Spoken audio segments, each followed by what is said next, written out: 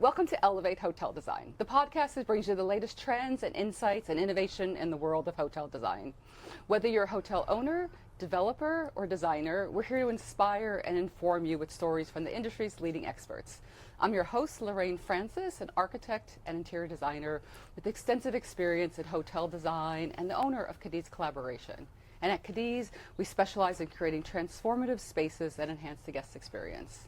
And today we have a special episode that you won't want to miss. In today's episode, we are thrilled to welcome a true expert in the field of hotel design and furnishing. Our guest, Mitch Zerg, is the founder of Mitch Zerg and Associates, a multi-line representative company that has been at the forefront of bringing top-tier furniture and design solutions to the hospitality industry.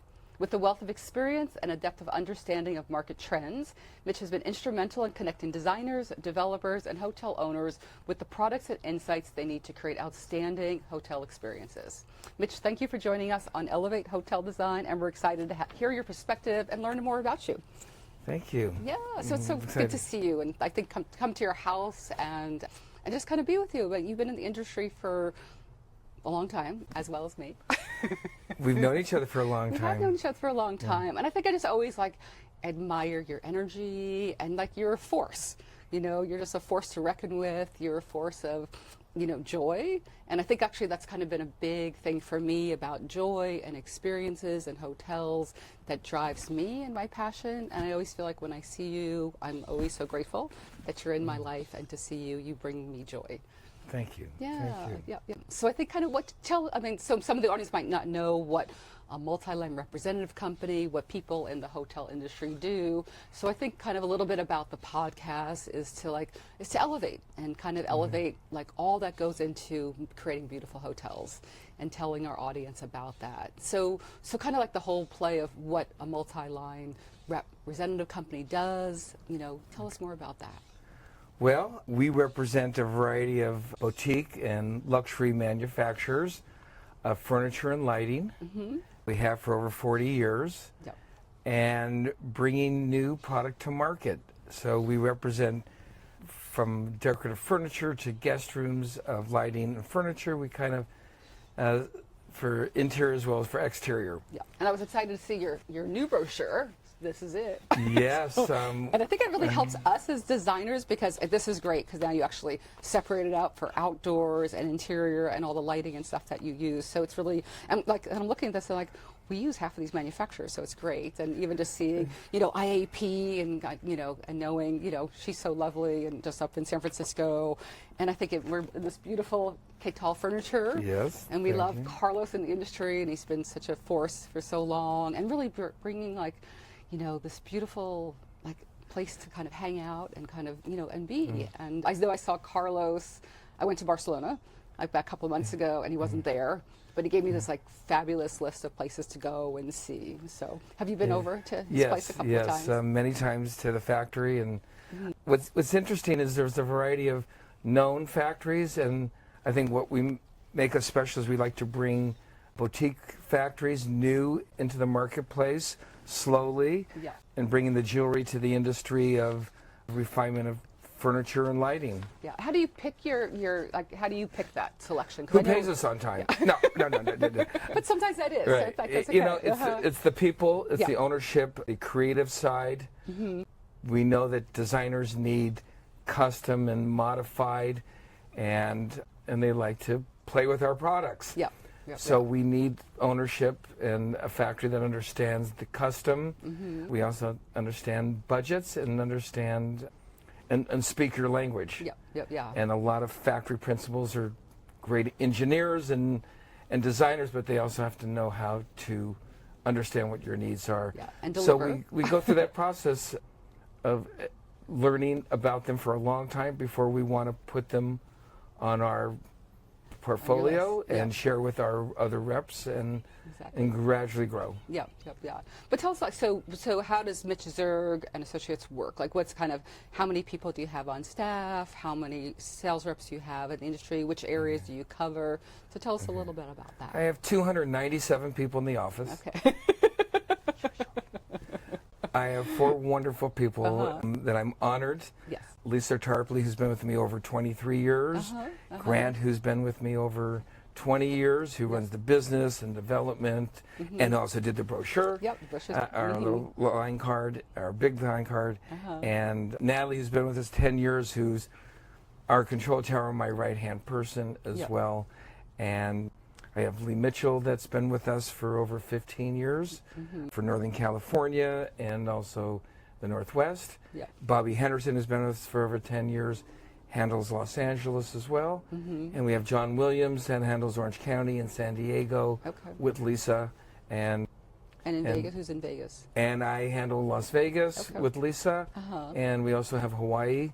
And so there's 5 of us that enjoy being on the road. No, you cover a lot of territory. And I think every time I see you at like the show, it's always like you're in this booth for Carlos and then you're moving over here. So you're always like, we have a around. timeshare there.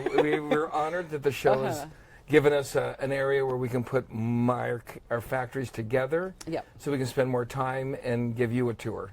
No, exactly. And what's been kind of like some of your oldest lines? Like what's been some of your oldest, most successful lines that you've had in your lineup for a while? The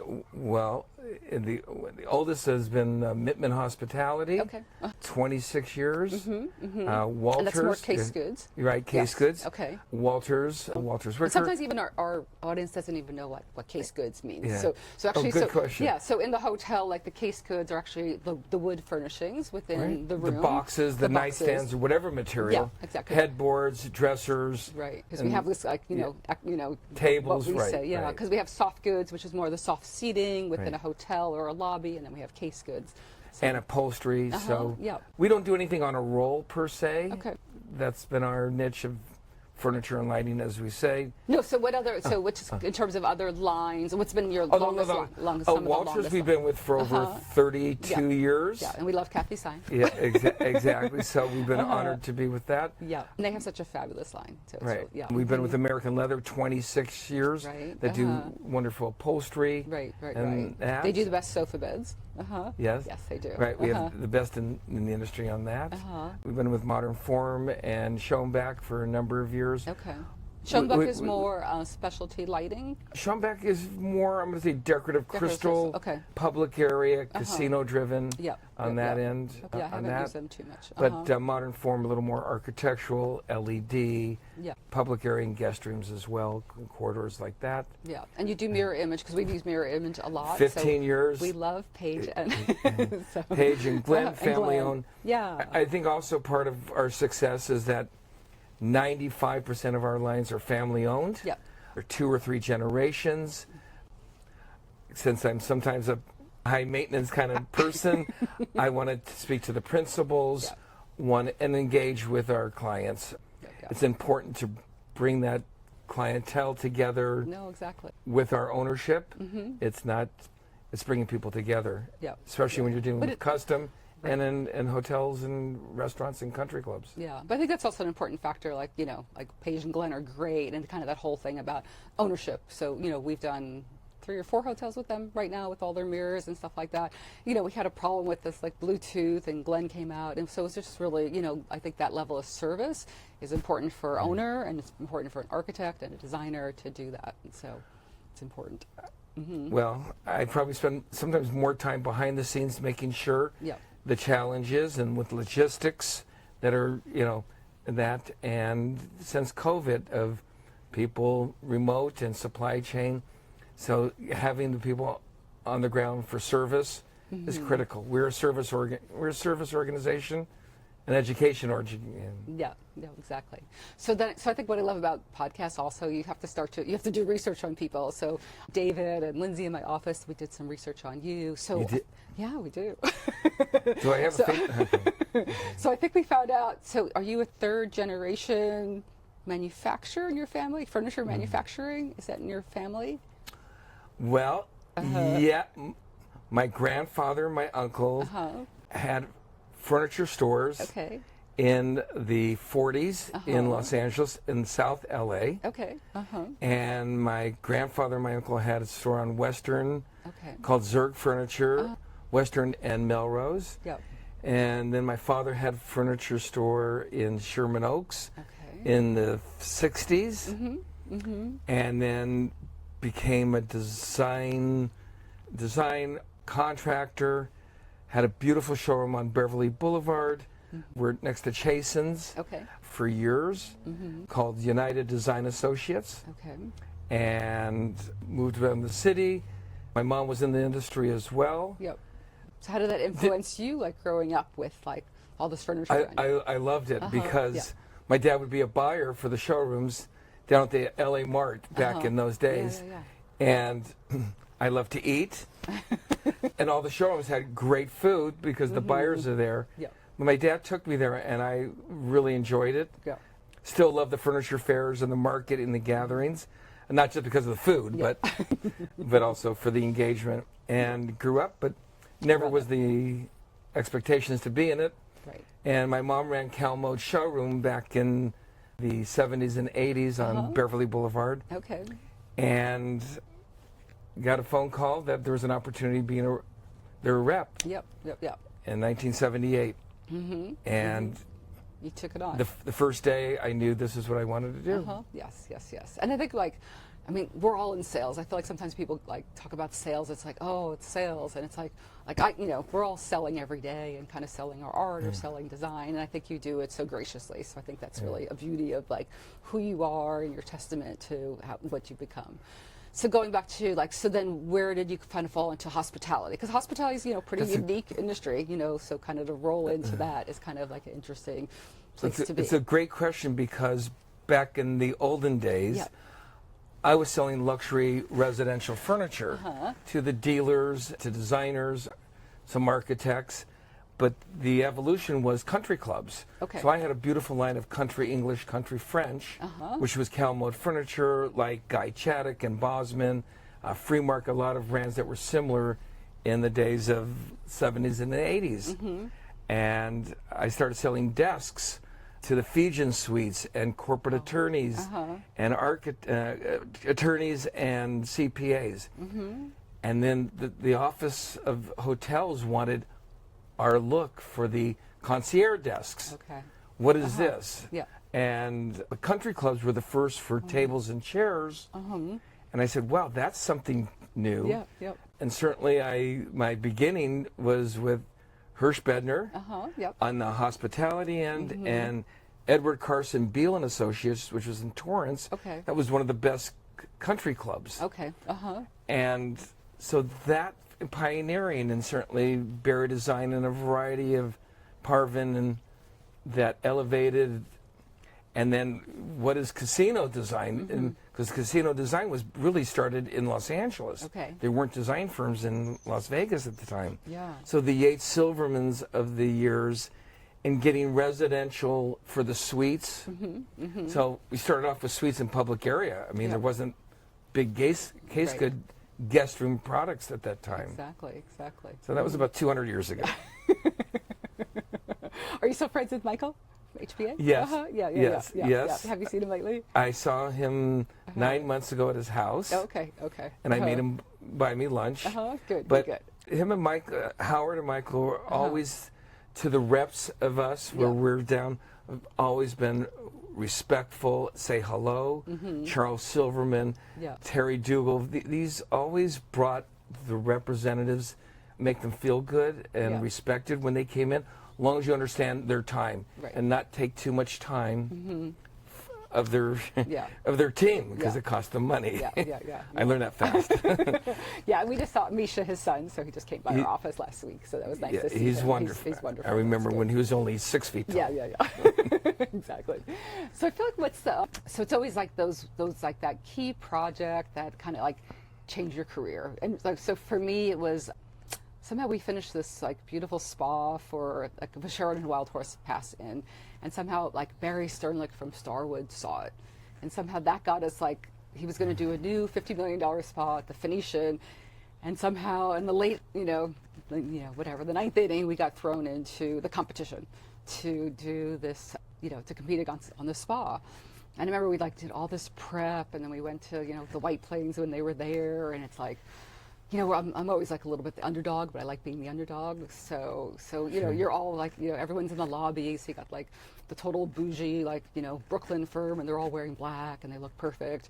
And like another firm's there and they're all perfect, and I'm kind of a little more eclectic. So my team is there, and And we did a great presentation, and then we flew back, and we gave it our best shot, and we didn't know. And then like the next day, I got the call, like, we won.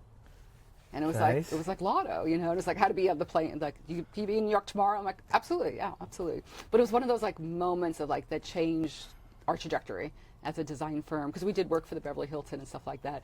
But it was like, you know, so we became the architects and the interior designers for the Phoenician Hotel for like 10, 12 years, and that was really great. So what's kind of, even for you, what's some big project, what's a giant casino that kind of changed your company to really grow and to like catapult to where it is today? It's a long question because there's a lot of, Yeah, how do we say, different chapters. That said, wow, not only to myself to be a part of Yeah. that project, our factories, and to do a good job Yeah. and everlasting. I'm going to say in the gaming world, which is in Las Vegas, or just the gaming world, Yeah, you know, started really with, I'm going to say, Mandalay Bay. yeah. Even though I did Excalibur days, but Mandalay Bay being one of the first. I worked on the Golden Nugget, Yeah, but yeah. really when you talk about a lot of product and engaging and being in the whole process, Yeah. was Mandalay Bay. Okay. How many keys is And that was Mandalay Bay? 3,800. Yeah, that's big. So that was with Dougal Design Yeah. and Paul Jones. PJ was with Circus, which turned into Mandalay Bay. Yeah, yeah. And then on the elevated, luxury side, from the Peninsula of Beverly Hills to the Bel Air Hotel, we don't do everything. Yeah, yeah, yeah. You know, we Yeah, just yeah. be a part of that and certainly feel good on that. Yeah, The Four Seasons in Westlake Village, from guest rooms to outdoor, right. we've been a part of, but wasn't designed necessarily in our backyard, but being here. Yeah. And probably the most consistent is Wynn, Yeah. starting back with Roger Thomas with the Golden Nugget and the Mirage. So Yeah. those, it's just, they're larger projects, but you just, makes you warm inside. Yeah. At the same time, the Holiday Inn in Long Beach, I did, I don't know, 30 years ago, Okay. turning it into a Holiday Inn to a beachy fun. That was Yeah. with Warren Sheets Design, and then changing and renovations were really becoming interesting Right. and refresh. Yeah. Yeah, exactly. I think we haven't really gotten those like 1,000-key hotels yet. So, but I think those are kind of like, I mean, I think I was talking to Carrie with HPGI, and just kind of them doing the Fountain Blue and stuff like that. Like that was a tremendous project for them recently. So kind of, but those kind of, those 3,800 rooms, or kind of even having one chair, for that. And kind that's of, what we did also. Yeah, We did the guest room upholstery at Fountain Blue, and Mirror Image did quite a bit of the decorative mirrors. Yeah. We didn't do everything, of course. Right. And we did a lot with the outdoor as well. Yeah. It was a good partnership. Yeah. These are long-term. No, But relationships. going back when you think about how long I've been doing this, doing the very first Kimpton Hotel with Cheryl Raleigh, and that new look was up in San Francisco. Yeah. And how do you mix these flavors together of materials and furniture and just whimsical, and it was fresh for me to see too. Yeah. Because a lot of times we see things before anyone else does, Right. and to have the respect of saying, this is a very private conversation I'm having, not just selling our product, but knowing what's in a plan for a year from now, and respect what you see and keep it to yourself. Yeah. No, exactly. But I think also we, a little bit why we're doing this whole series is a bit of like, I don't think people know like what it takes to make a great hotel and how many people are involved, and just like, who's manufacturer, who's actually stitching this little detail, so I feel like that's also like, we don't talk about that much. And even for us as designers, how important it is to have great relationships with you and kind of great relationships with your manufacturers, and whether it's a big project that we need to fly. I'd love to fly to Barcelona and see how something's made. I feel like I can never quite afford Qatar, so I'm always trying to get them in. We're affordable luxury. Yeah. I always kind of say, and I'm a control tower. I'm not in control, but putting the people together, the product, the coordination of logistics of product, like you say, from a zipper to the fabric to the foam, They're not all coming from the same city. Yep. You can't make 400 chair frames and wait 6 weeks and finish them and store them at the factory. So the timing, Yep. I probably spend more time with the factory saying the patience and what is the matrix of a hotel install. You know, you just don't make 500 or 200 at the same time, Right. because is it a renovation versus a new build? Right. You know that better than even I do, where the timing, Yep. and we now know we're working on a global manufacturing. We all would love a better balance of where product comes from, Yep. not only for logistics and freight and timing. Yep. So, you know, we do have product from all over the world. Yep. To keep a balance, because all our projects are not just in Right, no. California, they're sure. all over the world. Yeah. So Which is we're actually on also the fun part. Like, you know, you might work with a designer here, but they might be doing a project in Dubai or in, you know, Mexico or in Canada or something like that. So that's always like the beauty of our world. It's like, even though we're here locally, we're always doing stuff all over. Or it switches, because right now I have a lot of projects in California and like in Austin and Oregon, but sometimes it's like, before, with Gensler I was doing stuff in China and Mexico and stuff like that. So it's always changing that. They like designers that are outside their city. Yeah, exactly. And, you know, our part of our difficult part is to track where it goes after you do get specified by your local designer, and how is that procurement. So that's another case study, certainly, of what we have to do. But projects are all over the world. Yeah. And where do you think like things are, like, even just from when you first got in, and kind of like, the concierge desk, a simple thing of like, what's the new evolution of concierge desk, and where do you think like furniture is going right now? Because even like I went to Salone this year, and it was a little bit because I was bored, and I just felt like I just needed to go get lost in Barcelona and Valencia and just see new things. And I feel like sometimes things get stagnant. Sometimes when we go to these shows, it's like, oh, it's the same thing. So where do you kind of see things like trending or changing, just in your perspective? Because you deal with a lot of global manufacturers. Yeah. So that's kind of understanding like changes. Like, where do you see changes moving forward? Well, if we're talking in guest rooms, I'm seeing simpler patterns of veneers, metal. I'm looking at things being, the case goods being a little simpler in design, and letting the colors and patterns and textures make it the interesting. They want things to last longer in the case good world. Longer than our 7 years? Yes. It has been based on COVID and rebooting that. So if they can keep the main pieces more simplistic, but still using the right materials, let the fabric be the jewelry, let the drapery, the soft goods, things you can still change out. Rechange on that. Exactly. Certainly technology, how many plugs, where, people still want it in the case goods. Some don't want it because we know it's going to change. Lighting has always been better lighting is really important, integrated in the case goods.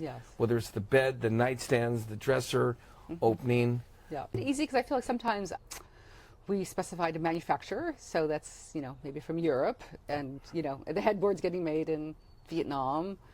And it's like getting that light fixture to Vietnam is a little tricky, so it's like almost we have to try to find someone locally to make something similar, but we're trying to honor our original spec. So I think that's where, like, I'm always super loyal, so it's always like you're trying to honor, bringing someone in, but then it's that logistics of getting it from point A, where it's made, to point B, where it's going to be fit in and manufactured, and C, where it's actually going to be installed.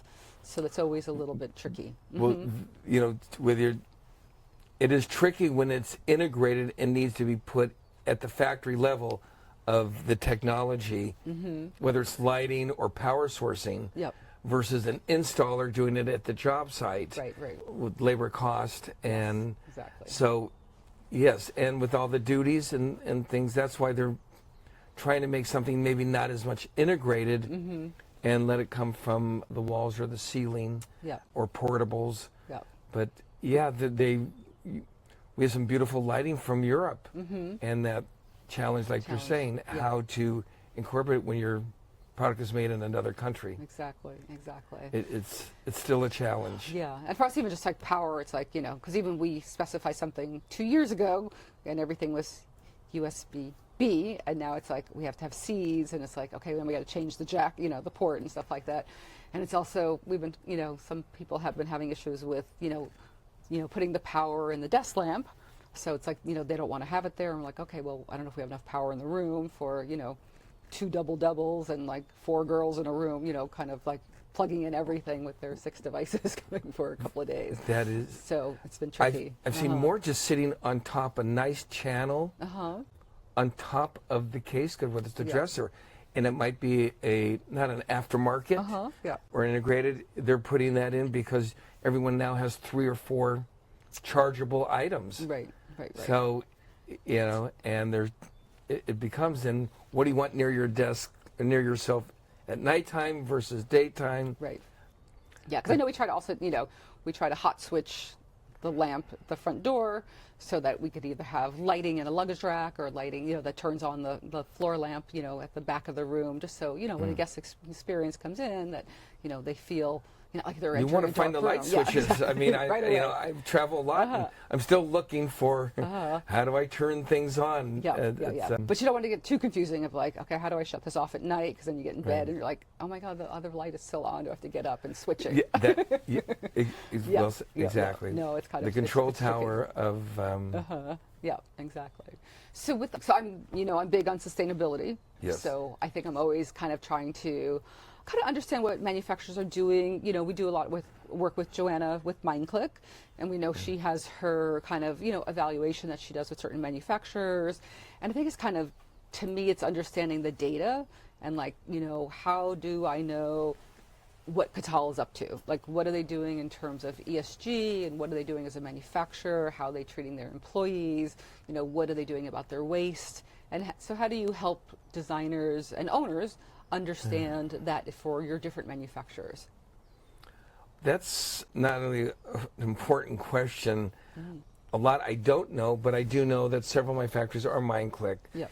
And I do visit the factories a lot. I can see, one, I'm a clean freak. Yeah. I can see how organized, how the bathrooms are, the safety. Yep. I've learned that from my clients going to the factories. What are they looking for? And these are big corporations, whether it's safety glasses, recyclable materials. Yeah.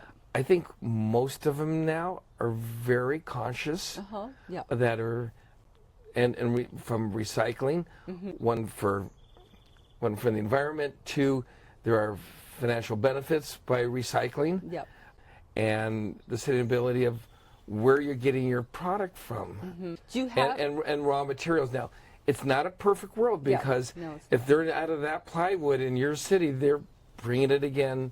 So again, it's the carbon footprint sometimes more. Yep.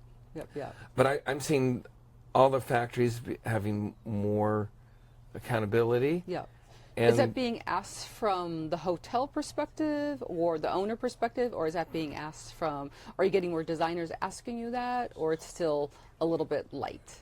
What's kind of? Ownership groups. Okay. Procurement companies. Yeah. And the designers, they want to see a fresh, clean environment. If it's dirty, then your furniture might have that feeling. Right. And I also think what I've seen overseas, whether it's from Europe, you go to Cadiz or you go to Walters, these factories are clean. Yeah. Also and in Asia, I've seen, they are very clean. That they have to be if they want. So I think over the years, the last 3 to 5 years, we've made a statement to have that. Yeah. And I think other industries as well, electronic-wise, it makes them feel good. It's more productive for the client, for the employees too. Yeah. No, I think actually how it gets picked up, I really don't know. Right. But Yeah. I think everyone wants to have that consciousness. Yeah. No, and I think actually, MindClick is a nice base to kind of get evaluated and kind of, looking behind the curtain to get a little better information. So I think there's kind of like, it's just that metricing. What do you, what you metric gets done. Right. So that's been good. And I think also with Catal or other European manufacturers, a little more regulated, overseas or how they're doing stuff. So I feel like that's kind of like, that's the forward, thinking of looking at manufacturers. They have an incredible, to me, it's almost like an Apple technology floor.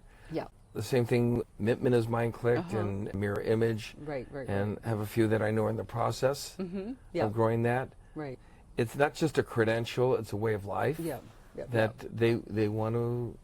Yeah, and we're seeing kind of like funding is kind of like, if two projects are going to get funded right now and someone's a little bit more sustainable and like looking at their carbon reduction and stuff like that, they might get funded faster than another one. So, yeah. Right, that's in the raw materials, and I'm not an expert on, what goes into the material itself, other than certainly glues, and we know what paints and things of that nature that you can, that use. to affect. You get a new guest room, there's 19 different flavors coming from the carpet to the case goods to the fabrics where, you want it to breathe, regardless of, Yeah, no, exactly. So I'm going to shift a little bit. So first, it's so fabulous being here, and I actually have the most beautiful view of these mountains over here. So it's kind of just so it's really welcome to come to your home. Thank you. But I think also, like, I know, like, what I've read parts of something, it's kind of the give back. Like, so what is, like, Mitch Zerg has a giant heart, and where do you kind of like, I think we had this morning breakfast. Thanks for making me breakfast. But it was actually even just to hear you be involved in the fire station, down the street and kind of doing something good. So what else are you doing kind of in terms of giving back into, NEWH, as an organization, or kind of like, just helping young designers come up and kind of like just within the industry? I think you give a lot, and you give your heart a lot. So it's just nice to celebrate that. Yeah. There's a combination of professional give back. Certainly with NEWH since almost really day one. Yeah. I was honored for a nice. So, hold on. NEWH is a network for executive women in hospitality. Right. Which started in Los Angeles. In 1941. Okay. Wow, I didn't know that. Okay, not that. And I was honored to be in the beginning. Yes. Certainly it was a woman, but we've grown to put up with men. We are one. enjoyed.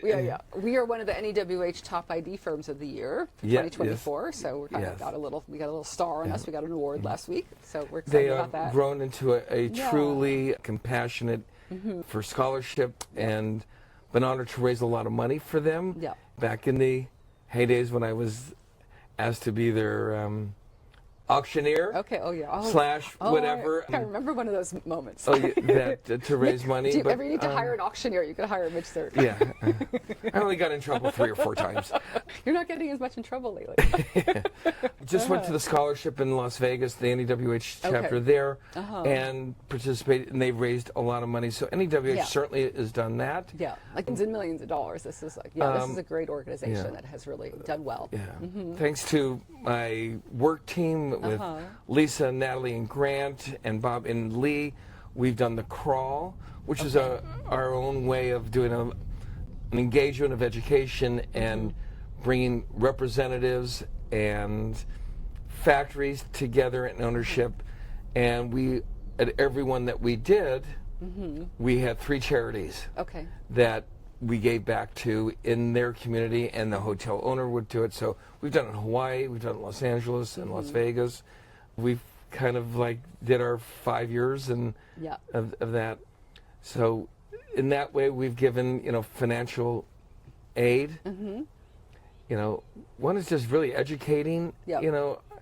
It's there's sales in that, but we really I want to educate why. Yeah, why it's important. What makes us not different, but what we have to offer, so you can make an intelligent decision.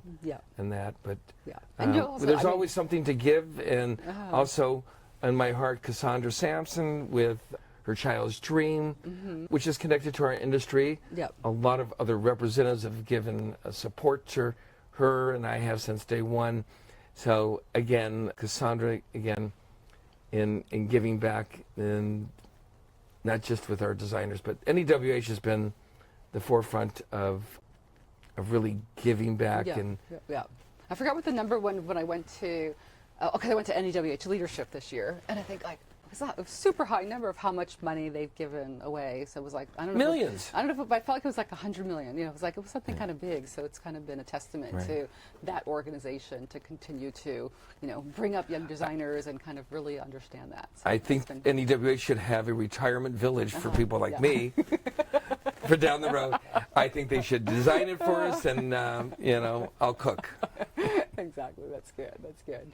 So like challenges in the industry right now. So I think for me, it's probably challenging of, we have some projects that are not getting lift. They're designed, they've been permitted. We're doing a beautiful project in Santa Barbara, Autograph, and we're just having trouble funding right now. So just getting funding. So kind of what do you see challenges right now? Even I just heard container prices are going up again. Oh yeah. So that's kind of like every day. I thought we were done with this after 2020, but it's like it's back. So kind of seeing. So what's challenging you right now, and how are you kind of working through it? Exactly. The freight hasn't. Yep. We know it's going up. Right. But that's going to happen for the next 6 months. So our client, it's a longer walk right now, and we see designers getting paid for their concept, but sometimes we don't know if ownership is raising money. Yeah. And how much do they need to raise for this renovation? Right. And if their occupancy is so high, like, why do it when you've got 92% occupancy?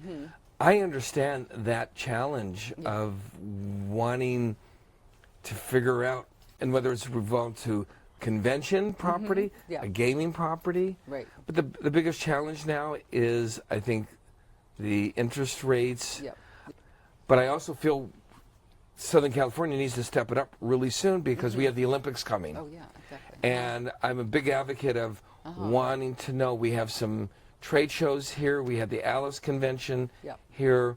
What is the community doing for, are they building new ones? What are being renovated? This is a big deal. We know they're building a bullet train from here to go over there to Las Vegas, but what's our infrastructure? So I'm curious to see where the growth's going to be. The biggest challenge right now is cost. And for our ownership to budget that, and if they can't do this size, what are they going to do? Which gets down to maybe they're renovate the bathrooms. They're not going to do the guest rooms, or it's only a soft good. And I don't think a lot of the designers know either when the ownership wants to pull the trigger. Finding the contractors, I've heard, has just been putting that out to big. Can they get the team together? Yeah, I think we've been kind of okay on contractors, but I think we're seeing, kind of even just like the PIPs that have been delayed, but also like that's also been a good thing because all of a sudden everyone got their extensions, and now it's like, there weren't extensions. So we're seeing that push because there's no more extensions. So if you're flagged, but I think kind of on casinos, it just seems like it's like, it's a little bit more of leeway of that, of like postponing something for another year rather than doing it right now. So Las Vegas is going through 2 big hotels have closed, which means there's less room. Still, there's 140,000, but it does drive up the cost.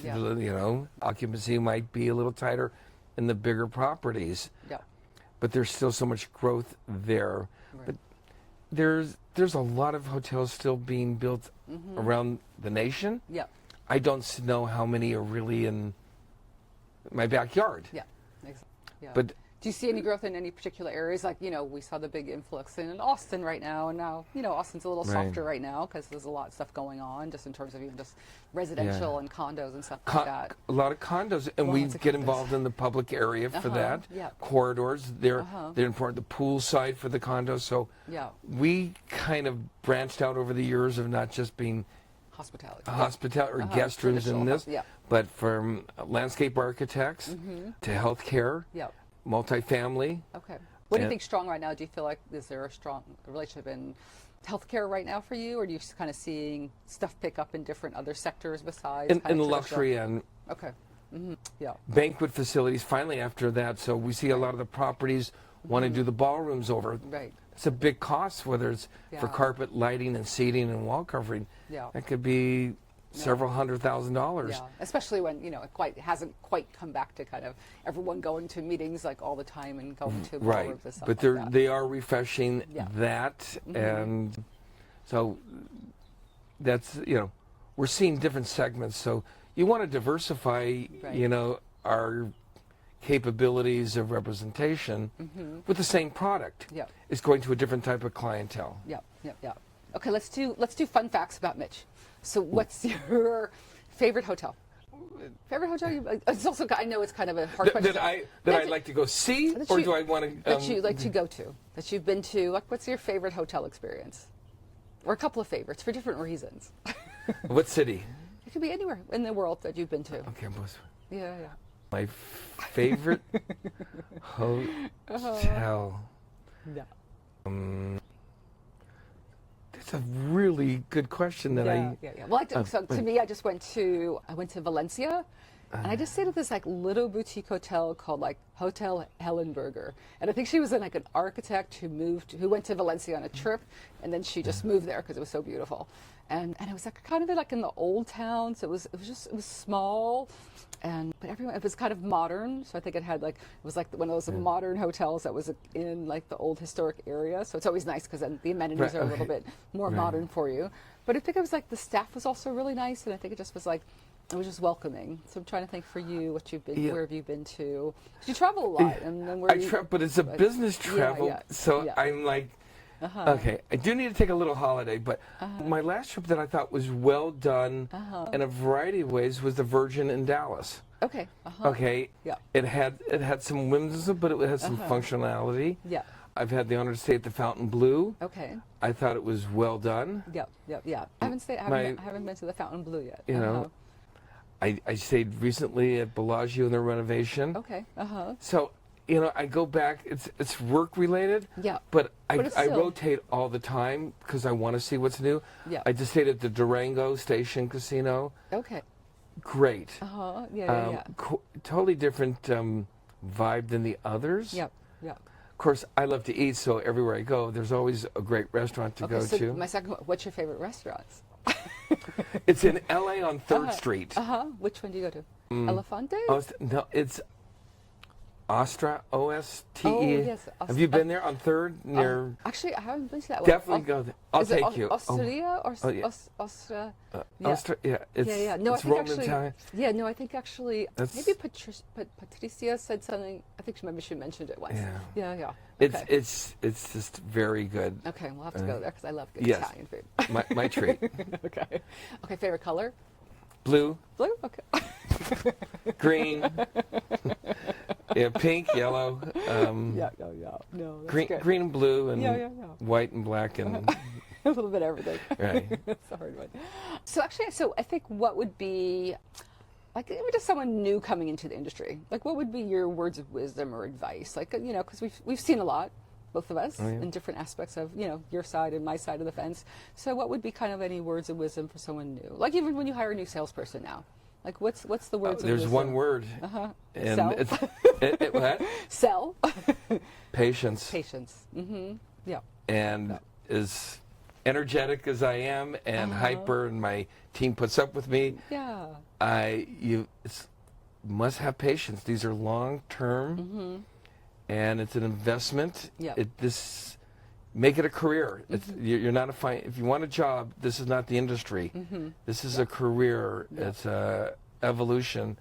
So patience, be respectful, understand people's time. Yeah.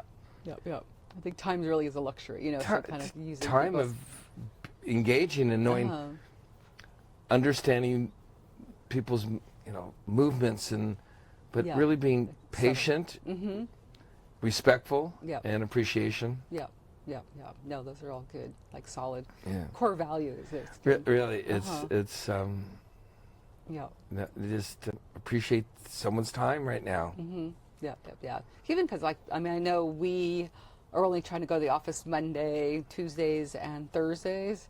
So, so we try to meet with people then, but it's still like, an hour slot's a long time for us. Because also for us, it's I don't want to be with you for an hour. Yeah, but if people like send me like, invites for an hour, I'm like, that's just too much time, So it's just like Agreed. that whole, and also we're just like clamoring to get together as a team to review things. So like half of that time we need to be together to work on the project. So when people come in, it's like, whew, okay. So we're just trying to find that balance of, of getting information and then kind of, using it where we need it. Mm-hmm. Don't be afraid to say you have 15 minutes or 17 minutes. Not be afraid. Many years ago, in those 50-minute lunch and learns, I'd have 3 principals. Right. And they were all women. And these are women principals of mine. And, the dynamics of, so each one gets 14 minutes. And here are these, my principals, and I'm like, okay, I'm in charge. You get this, so now you get 3 different stories in the same amount of time, or 2 principals. I don't want long presentations. I wanted to know how to get my information. I have a beautiful website, thanks to my team and Grant. So great, I want to show you where and what on that. No one wants to listen to me for more than 14 minutes, including myself. So it's very true. And there's 400 suppliers out there, not just in my category, in every type that wants your time. That's why it's how to find out what days to come to see you is another challenge. So between the technology of in-person, technology of information, in-person social gatherings, it's totally different now than the old days of just walking in and being respectful. And No, and even but though, you're right. I don't. Gensler for years, it's like it's such a gate guard that's like, even if you get a slot, it's like a year from now. So it's kind of like right. And your receptionist and your is critical for. But we might have 8 lines, and we want to show you 5, and that could. I could take it all. You have to be very mindful. There's a lot of lines to get through on this one. Well, sometimes there's it includes brunch and a manicure. I've done that too. But right. So you pick and choose, and many times we ask, what are your needs? What are you looking for? What do you? Is there a challenge of finding a product? Versus what's new and fresh. And we find it more effective, like even if we take a picture of a palette or we send you our presentation, try to keep it confidential, just to get ideas. Because I think for us, it's also like you could show the beautiful stuff from Cadiz, and it's like, I know it's affordable, approachable luxury, but I need I need to be at $300 or I need to be $600. So it's like us to get quickly, here are the top 5, that would be great for that. So it's also for us to get the information quicker, because even, our fees are a little tighter. So we're kind of working, under, more constraints these days, just with our owners and stuff. So that's super helpful. Well, I want it quick and simple, not down and dirty, but simple, quick, and a great, it's a perceived value that brand is a luxury line, and it is. But there are things that are affordable. A lot of our lines are more luxury brand. We still might have a $200 chair, but it's the luxury brand of a $200 where everyone else has one for $140. But I want to keep it so simple, because I know if I can take you to the website, engage, look at that. The best thing I have is my team. They're so well educated. They actually know so much more about the technical support. That's been my success. Is not just me. It's my organization from every point is kept this successful brand, and we're happy. But learning what days to come in and how to plan it, and I want to book things in October now. Why? Because I know you might only have 3 lunch and learns, or one. I also think important bringing other representatives at the same time. Sometimes my even competitors. Bring us together to your office and let us take over the conference table. Other firms have done this. We've done it before, when 4 reps get together, and then some design firms say, great, you're now going to take over. And they set that, and we love that. Let us be there for an hour and a half. We get to kind of network together. Go through it all. I think what's very unique is 92% of all the reps, we really respect each other. We understand our places and our slice and the camaraderie. Yep. And that's what NEWH has brought together, is the representative sales side that can really respect each other. Yeah.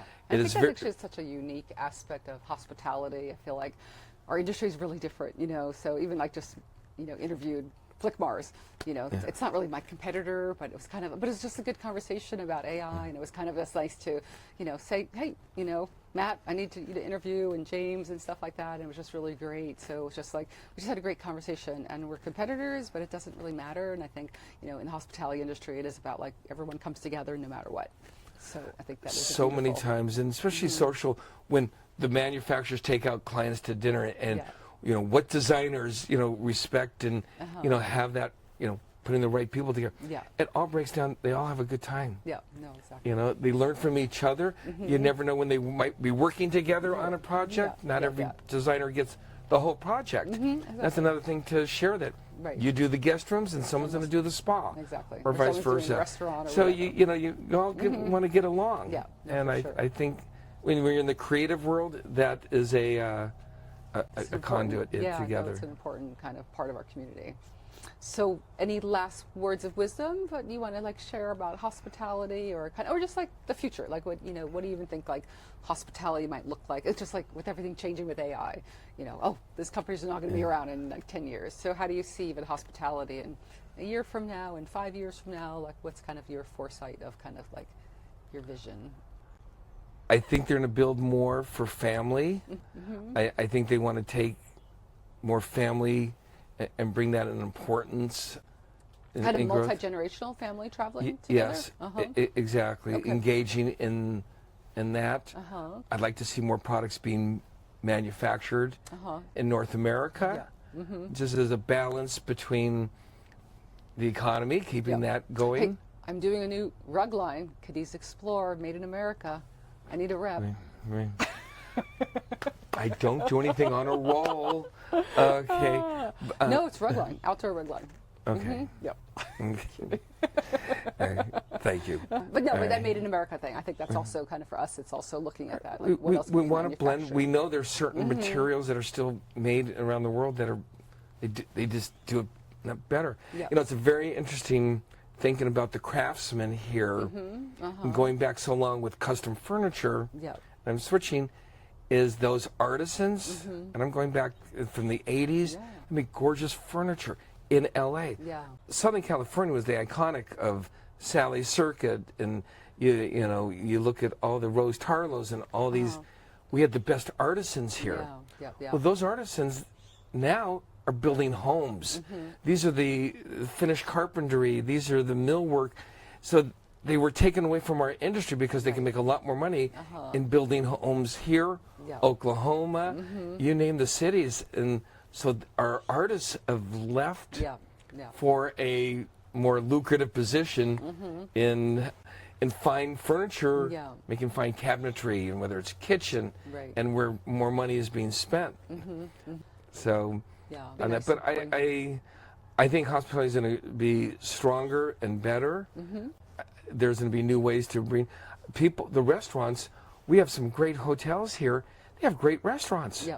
And that's where Kimpton became really a strong brand with their of F&B. of having food and dining. Like, it's not something that's a second tier. Right. And we all know that with all the better hotels.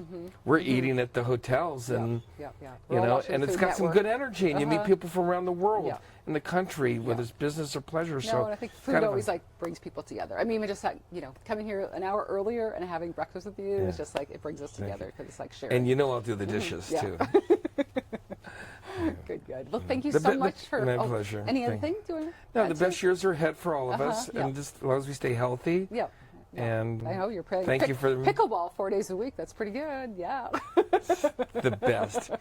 I'm sure you'll be working on a pickleball hotel resort. Soon There's enough. a great one in San Clemente that I need to go. The Nationals are there. Okay. I don't know what hotels, but I know it'll be growing there. There is also a big pickleball tournament PPA at the Fontainebleau in the ballroom in the end of August, I think. Wow, okay. So that's something I look forward to going.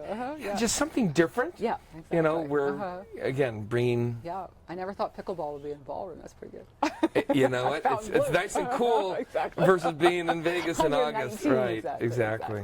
Cool. Well, thank you for making the time to come out here. Thanks for joining us. And it took you, 3 days to get here from Orange County? 2 hours. I left at 6. All So right. no, but I think it's also nice to do it in different places and share. Yeah. So I appreciate you sharing your home with me and with our audience. And it's just like my pleasure to know you for so many years, and you bring me joy, and I feel like that's been an essence of you, and I feel like people want to get to know you. So thank you.